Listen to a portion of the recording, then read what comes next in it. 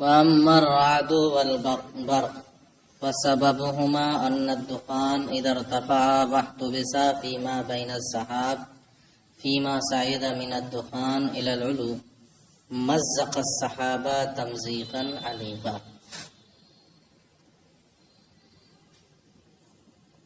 کائنات جو کے بارے میں گفتگو جاری ہے. کل تم نے پڑھا بادل، بارش، اولا باری، برف باری، کوہرا، شبنم. کائنات جو ہی میں سے رعد و برق بھی ہیں. رعد کا معنی گرج اور برق کا معنی چمک. ٹھیک ہے. یہ رعد و برق کیسے وجود میں آتے ہیں؟ کہتے ہیں کہ یہ تو پڑھ چکے ہو کہ بخارات اوپر کی جانب جاتے ہیں. اب بخار دو طرح کے ہیں. کچھ وہ ہیں جو پانی اور ہوا سے مل کر جا رہے ہیں، کچھ وہ ہیں آگ اور مٹی سے مل کر جا رہے ہیں، یعنی دھواں. تو ایک بھاپ ہے اور ایک دھواں ہے.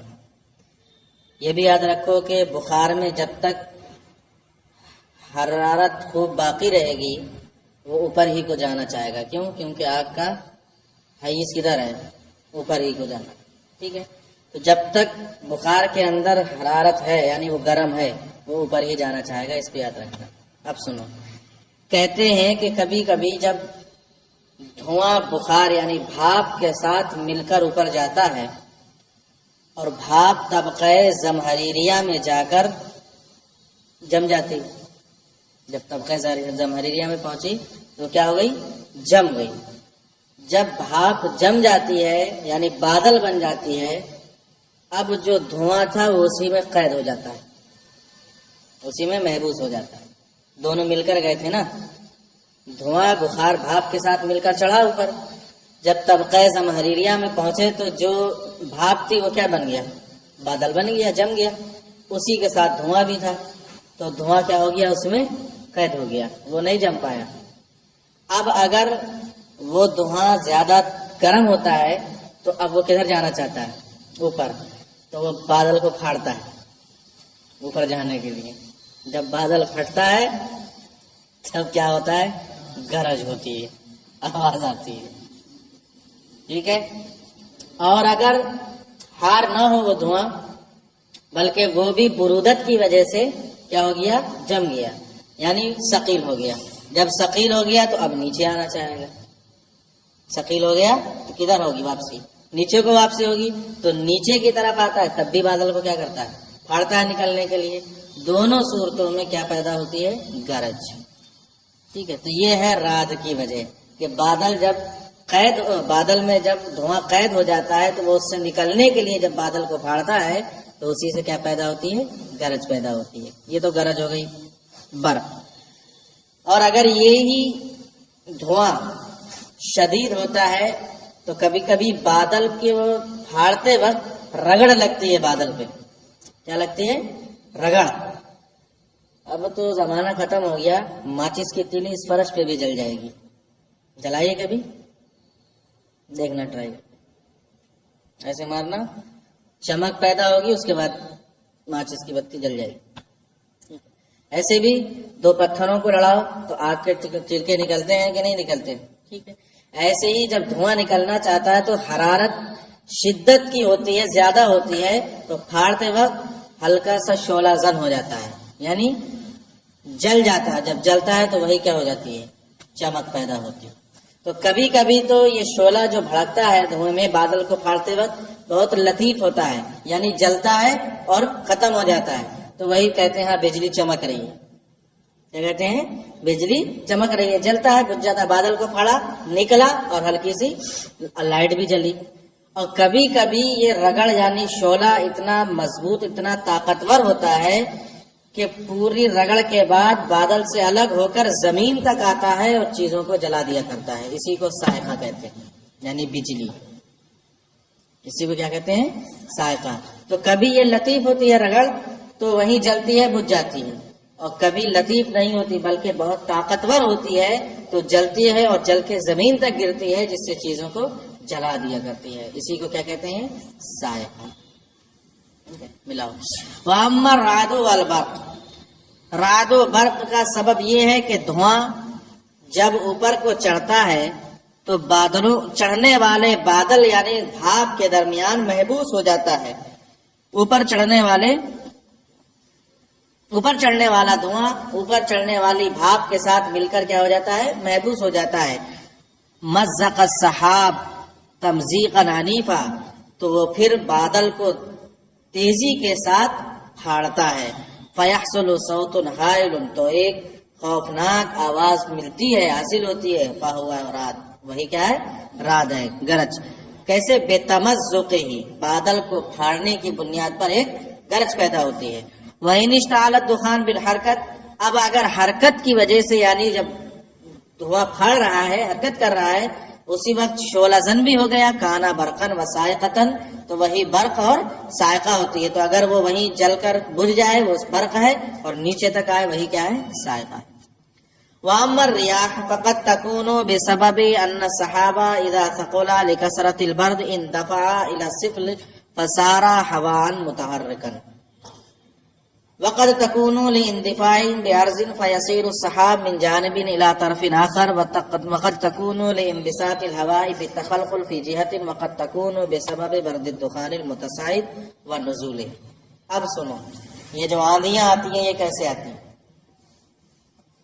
آندھی کیسے آتی ہے؟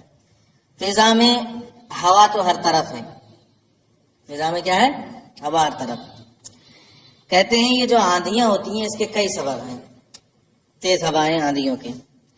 پہلا سبب یہ ہے کہ یہ بخارات جب طبقہ زمہریریہ میں پہنچ کر ٹھنڈے ہو گئے اور جم گئے تو یہ وزنی ہو جاتے ہیں.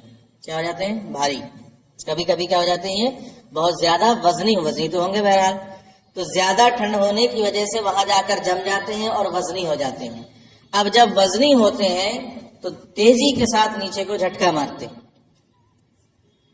تیزی سے نیچے کو جھٹکا مارتے ہیں. اب ہر طرف ہوا کیا ہے؟ بھری ہوئی ہے.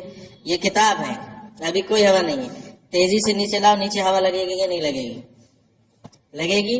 چھاتا کھول کر اس کو بند کرو اس طرح، تو یہ نہیں کہ چھاتے میں ہوا بھری ہوئی تھی، نہیں، اس کے آس پاس جو ہوا تھی اس نے اس کو تیزی سے جھٹکا مارا. ایسے ہی جب بادل نیچے کو آتا ہے وزن کی وجہ سے تو ہوا پہ پڑ کے پڑتا ہے کیا؟ دباؤ. جب دباؤ پڑتا ہے تو بس آندھی آ جاتی ہے. ایک سبب تو یہ ہوا. دوسرا سبب کہتے ہیں کہ بادل چونکہ تہ بتہ ہوتے ہیں، بادل کیا ہوتے ہیں؟ تہ بتہ ہوتے ہیں. تو کبھی کبھی ہوتا ہے کہ بادل ایک طرف سے دوسری جانب کو سمٹتا ہے، ایک جانب سے دوسری جانب کیا ہوتا ہے؟ سمٹتا ہے. تو ہر طرف تو ہوا ہے، جب ادھر سے سمٹا تو قریب والے کو ہوا لگی. اب جب وہ ہوا آگے بڑھی تو اس نے دوسرے کو ٹکر ماری. تو اسی طرح ہوا سے ہوا لڑتی رہی اور پھر کیا ہو گئی؟ آندھی آ گئی. تو یہ بھی ہوتا ہے. ٹھیک ہے. تیسری صورت ہوا میں تخلخل ہوتا ہے. تخلخل کا مطلب ہوتا ہے جسم میں کسی چیز کو بڑھائے بغیر اس کا حجم بڑھ جانا، اسے کیا کہتے ہیں؟ تخلخل. تو ہوا پھیلتی ہے. وہ کیا ہوتی ہے؟ ہوا پھیلتی ہے. اب جب ہوا پھیلتی ہے تو ہوا ہر طرف ہوا ہے. اب جب دونوں طرف کو پھیلی تو ادھر بھی ہوا لگی، ادھر بھی جھٹکا لگا. اب اس ہوا سے جو ٹکرائی پھر اس سے آگے والی سے ٹکرائی، اسی طرح سب آپس میں ٹکرا کے پوری آندھی پیدا کر دیتی ہیں. بھائی 4 اینٹیں کھڑی کرو، پہلے کو دھکا مارو گے وہ دوسرے کو گرائے گی، دوسری تیسرے کو گرائے گی، تیسری چوتھے کو گرائے گی. ایسے ہی ہوا ہے ہر طرف. ایک کو دھکا مارا ادھر والی کو، اس نے اس سے والی کو، اسی طرح مارتے مارتے نیچے آندھی آ گئی. ایک صورت یہ ہے. تین ہوئی. چوتھی صورت کہتے ہیں کہ یہ ہے کہ خود بخار دھواں یہ بھی کبھی کبھی اوپر جا کر کیا ہو جاتا ہے؟ ثقیل ہو جاتا ہے. جیسے بخارات بھاپ ثقیل ہو جاتی ہے، کبھی کبھی دھواں بھی ٹھنڈا ہو جاتا ہے، ثقیل ہو جاتا ہے. جب ثقیل ہوتا ہے تو تیزی کے ساتھ یہ بھی کیا ہوتا ہے؟ نیچے کو آتا ہے. تو اس سے کیا ہو جاتی ہے؟ ہوائیں متحرک پیدا ہو جاتی ہے. یہ ہو گیا. اور کبھی کبھی لو چلتی ہے. تو یہ گرم کیوں ہوتی ہے؟ ہوا میں جو حرارت آتی ہے. یہ کیسے کہتے ہیں؟ اس کی 2 وجہ. ایک تو خود اس لیے کہ سورج کی شعاؤں سے ہوا گرم ہو گئی. سورج کی شعاؤں سے کیا ہو گئی؟ ہوا گرم ہو گئی اس لیے یہ گرم ہو جاتی ہے، اور دوسری وجہ یہ ہے کہ یہ خود کسی گرم زمین سے ہو کر گزرتی ہے. کہاں سے؟ گرم زمین سے ہو کر جب گزرتی ہے تو اس زمین کی گرماہٹ سے ہوا بھی کیا ہو جاتی ہے؟ گرم ہو جاتی ہے. اور یہی ہوتا ہے. کیا ہوتا ہے؟ یہی ہوتا ہے. اس لیے لو دھان کی کھیتی کے زمانے میں نہیں چلتی. لو چلتی ہے کب؟ گیہوں کی کھیتی کے زمانے میں. ہر طرف خشکی ہوتی ہے. دھان میں پانی کثرت سے رہتا ہے، زمین تر رہتی ہے تو زمین گرم نہیں ہوتی. لیکن خشکی کا جو زمانہ آتا ہے اس وقت زمین کیا ہو جاتی ہے؟ بالکل گرم ہو جاتی ہے، تپنے لگتی ہے. اب اس کے اوپر سے ہو کر جو ہوا گزرے گی، گرمی میں یہی پنکھے جب گرم ہوا دیتے ہیں کس کی وجہ سے دیتے ہیں؟ یہاں کوئی ہیٹر ووٹر تھوڑی لگا رہتا ہے. چھت گرم ہو جاتی ہے، اس گرماہٹ کی وجہ سے پنکھے بھی کیا ہے؟ ہوائیں گرم دیتے ہیں. دیکھو وَأَمَّا الرِّيَاحُ، ہوائیں فقط تکون بسبب ان سحاب، تو کبھی تو یہ اس وجہ سے ہوتی ہیں کہ بادل جب کثرت برد کی بنیاد پر بھاری ہو جاتا ہے، ان دفعہ الی السفل، تو نیچے کی طرف وہ جھٹکا مارتا، حرکت کرتا ہے. فصار ہوا متحرکا، تو ایک ہوائیں متحرک وجود میں آ جاتی ہے. وقد تکون لاندفاع بعرض، اور کبھی ہوا کے پھیلنے سے، یعنی ایک جہت سے دوسری جہت جانے سے. فیسیر السحاب من جانب الی جانب طرف آخر، تو بادل ایک جانب سے دوسری جانب حرکت کرتا ہے، اس وجہ سے ہوا میں کیا ہو جاتی ہے؟ حرکت پیدا ہو جاتی ہے.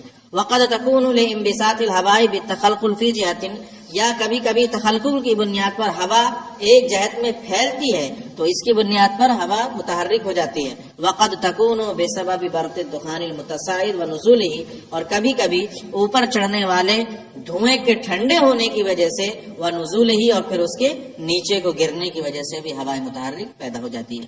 ومن الرياح ما يكون سموما، اور کچھ وہ ہوائیں ہیں جو گرم ہوا کرتی ہیں، محرقن، گرم جلانے والی ہوتی ہیں. کیوں؟ لِاحْتِرَاقِهِ فِي نَفْسِهِ بِالْعَشِيَّةِ، کیونکہ وہ خود یا تو سورج کی شعاؤں سے گرم ہو جاتی ہیں، او لِمُرُورِهِ بِالْأَرْضِ الْحَارَّةِ جِدًّا، یا پھر وہ بہت تیز گرم زمینوں سے ہو کر گزرتی ہیں. وَأَمَّا قَوْسِ قَزَا، قوس و قزا، کیا جانتے ہیں قوس قزا؟ نہیں؟ برسات میں کبھی کبھی کمان کی طرح رنگ برنگی خوبصورت سی شے دکھائی دیتی ہے، کیا بولتے ہیں اسے؟ دھنش. اچھا، اسی کا نام ہی رکھ دیا کمان. تو ہندی کا لفظ ہے اندر دھنش کا نام کمان کو کہتے ہیں.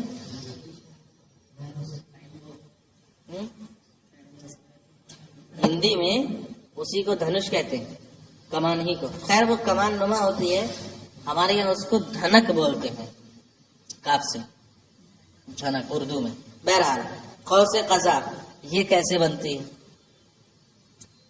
کہتے ہیں اچھا دیکھنا، جب بھی بنے گی تو سورج ادھر ہوگا اور ادھر نظر آئے گی. کبھی ایسا نہیں ہوگا کہ سورج یہاں بیچ میں ہو اور تمہیں نظر آ جائے، ایسا ہو ہی نہیں سکتا.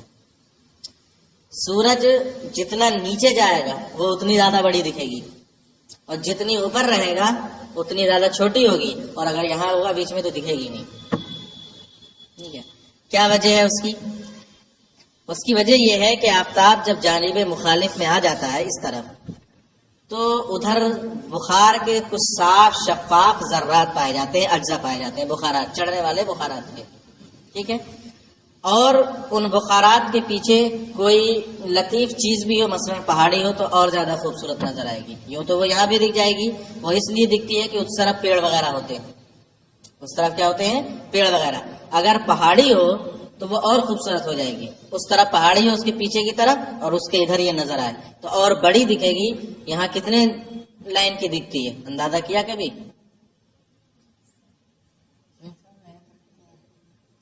پہاڑی علاقے میں 10 14 لائن میں بھی ہو جاتی، مطلب جتنے ذرات ہوتے ہیں سب پہ پھر روشنی پڑتی ہے. تو جب پیچھے کوئی لطیف مثلا پہاڑ وغیرہ ہو یا درخت ہوں اونچے اونچے، اب ادھر سے بخارات کے جو صاف شفاف ذرات اٹھے، اب سورج کی جب کرنیں اس کے اوپر ادھر سے پڑتی ہیں آپ کی جانب مخالف سے، یعنی آپ ادھر پیٹ کر کے کھڑے ہوں اور ادھر دیکھیں، تو اب وہ کرنیں جب ان ذرات پر پڑتی ہیں تو ایک کمان کی طرح شکل ہمیں نظر آتی ہے، اور جو اس میں رنگ ہوتے ہیں الگ الگ قسم کے وہ سورج کی شعاؤں کی وجہ سے ہوتے ہیں، الگ سے اس میں کوئی رنگ نہیں پیدا کیا جاتا۔ یہ سب خدا کے قدرت کے اوپر ہوتا ہے کہ اس کی وجہ سے یعنی سورج کی شعاؤں کی وجہ سے اس میں کیا ہوتے ہیں، رنگ پیدا ہوتے ہیں۔ اصل میں بخارات، ذرات، اجزاء جیسے جیسے رہتے ہیں، کرنے وہی پڑ رہی ہیں، شعائیں وہی پڑ رہی ہیں، لیکن رنگ کیا ہو جاتے ہیں، ان کے مختلف ہو جاتے ہیں بخارات کے اجزاء کے الگ الگ ہونے کی وجہ سے۔ رہی قوس قزح فہیا انما تحدث من ارتسام ضوء النیر الاکبر۔ دیکھو فلسفے کی زبان میں سورج کو نیر اکبر کہا جاتا ہے، ٹھیک ہے، سب سے بڑا ستارہ۔ تو سب سے بڑا ستارہ کیا ہے؟ سورج ہی، ٹھیک۔ فی اجزاء رشیۃ مستدیرہ، کہتے ہیں قوس قزح یہ سورج کی روشنی کی انما تحدث من ارتسام ضوء النیر الاکبر فی اجزاء رشیۃ مستدیرہ، قوس قزح گول لطیف اجزاء میں سورج کی روشنی کے چھپنے سے وجود میں آتی ہے۔ سورج کی روشنی کے صاف شفاف اجزاء میں چھپ جانے سے گولائی میں نظر آتی ہے، اس سے وجود میں آتی ہے۔ واختلاف الوانھا، اور رہے اس کے رنگوں کا اختلاف، بسبب اختلاف ضوء النیر، تو وہ سورج کی روشنی کے اختلاف کی وجہ سے مختلف ہوتے ہیں۔ بس الوان الغمام المختلف، ہاں، اور مختلف قسم کے بادلوں کے رنگوں کی وجہ سے، یعنی جو اجزاء ہیں وہاں پر بخارات کے وہ الگ الگ طریقے کے ہیں، تو اس پہ سورج کی شعاعیں جب پڑتی ہیں تو الگ الگ طرح کے رنگ بھی ہو جایا کرتے ہیں۔ بس اتنا